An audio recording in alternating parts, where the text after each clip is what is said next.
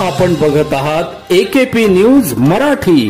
आपला आवाज आपली ताकद। सबस्क्राइब करा, शेअर करा, लाईक करा। AKP news Marathi. नाशिक जिल्ह्यातील दिंडोरी तालुक्यातील वनारवाडी शिवारात घास कापण्यासाठी गेलेल्या 20 वर्षीय युवतीचा बिबट्याच्या हल्ल्यात मृत्यू झाला आहे। पायल राजेंद्र चव्हाण असे मृत युवतीचे नाव आहे। याबाबत मिळालेल्या माहितीनुसार नाशिक कळवण रस्त्यावर वाघाड कालव्यालगत राहणाऱ्या राजेंद्र चव्हाण यांची मुलगी पायल सायंकाळी जनावरांसाठी घास कापण्यासाठी गेली होती। यावेळी बिबट्याने तिच्यावर हल्ला केला।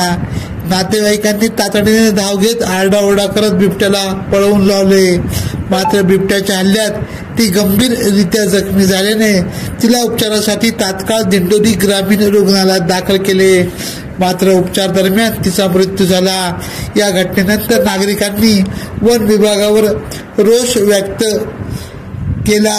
परिसरात सातत्याने बिबट्याचे दर्शन होत असते, जनावरांवर हल्ले होत आहे। काही महिन्यांपूर्वी गुराखी मुलाचा बिबट्याच्या हल्ल्यात मृत्यू झाला होता, मात्र वन विभाग उपाययोजना करत नसल्याचा आरोप ग्रामस्थांनी केला आहे। वन विभागाने पिंजरे लावत बिबट्याचा बंदोबस्त करावा अशी मागणी केली आहे।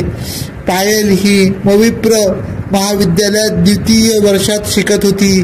तिच्या दुर्दैवी मृत्यूने तालुक्यात हळहळ व्यक्त करण्यात येत आहे। AKP न्यूज साठी ब्युरो चीफ अनवर खान पठाण, नाशिक।